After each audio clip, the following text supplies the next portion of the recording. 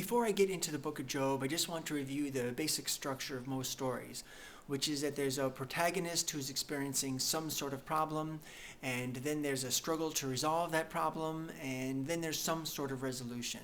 Now, as for the resolution, the books I've been reading on fiction writing say it's best to avoid an ending where all problems are resolved perfectly, because then the ending just seems too contrived and too predictable.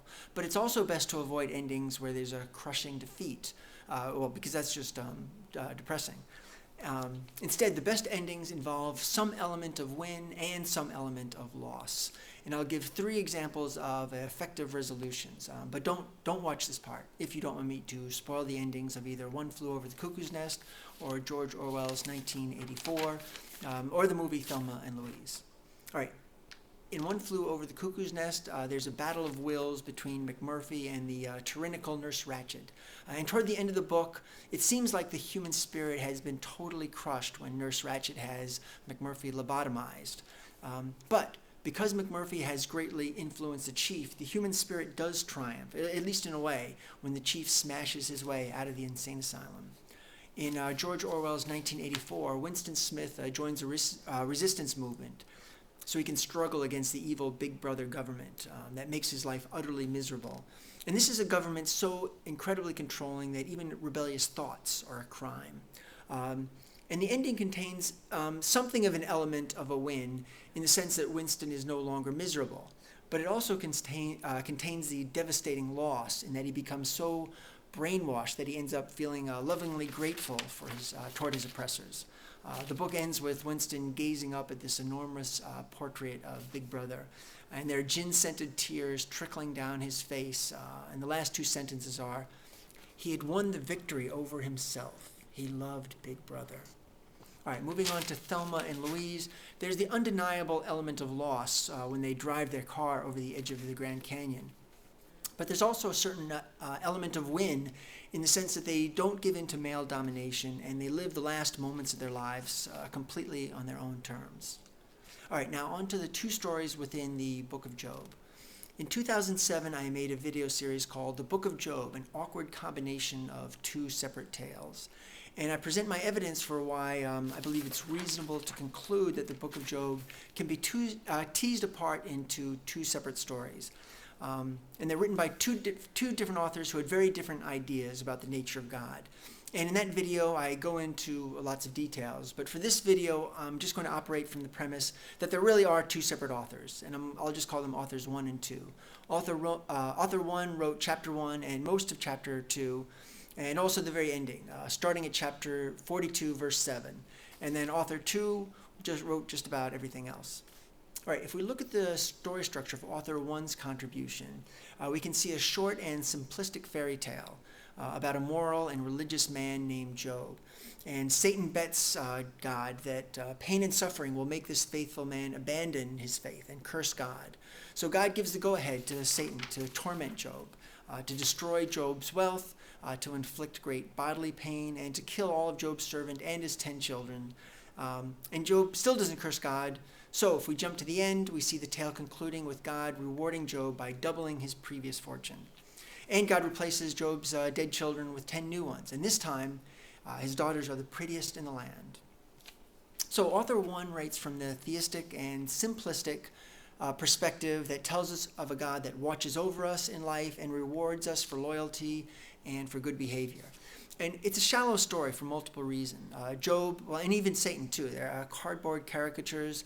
The story concludes too neatly. Story's conclusion doesn't reflect real life. And the righteous Job apparently doesn't mind that his children have all been slaughtered, possibly because God threw that bonus in there, that his replacement daughters more attractive than the originals.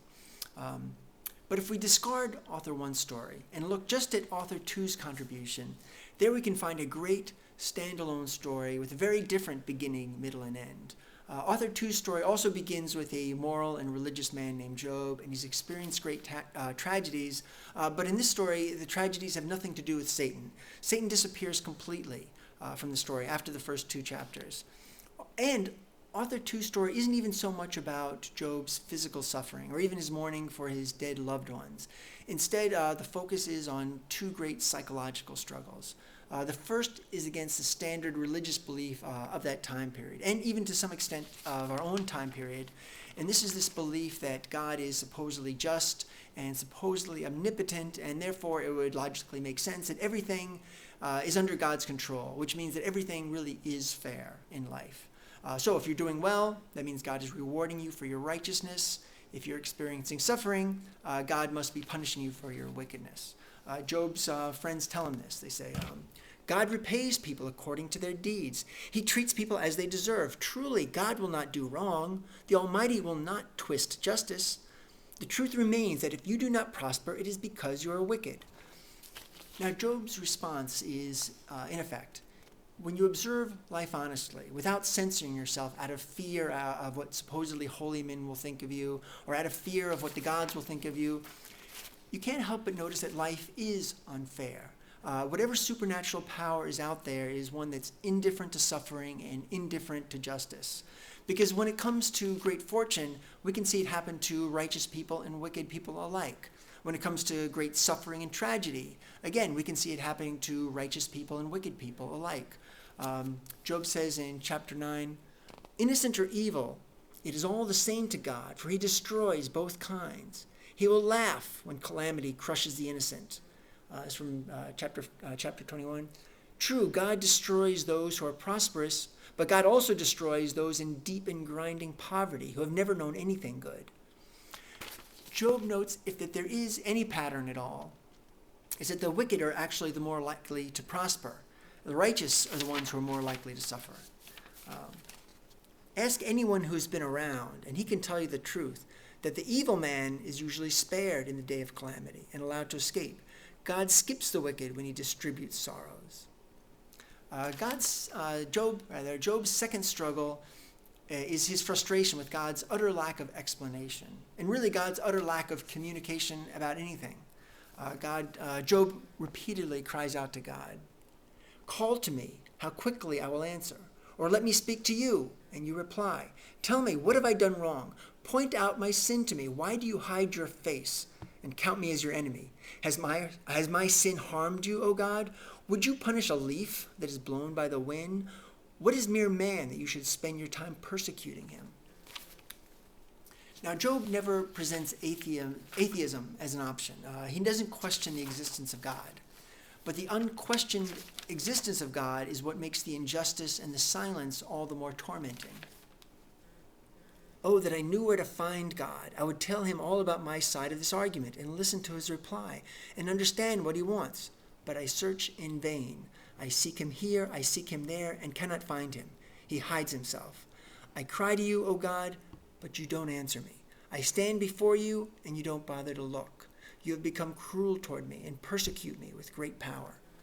Now, author 2's story concludes with God's speech from the whirlwind and Job's subsequent reply to God.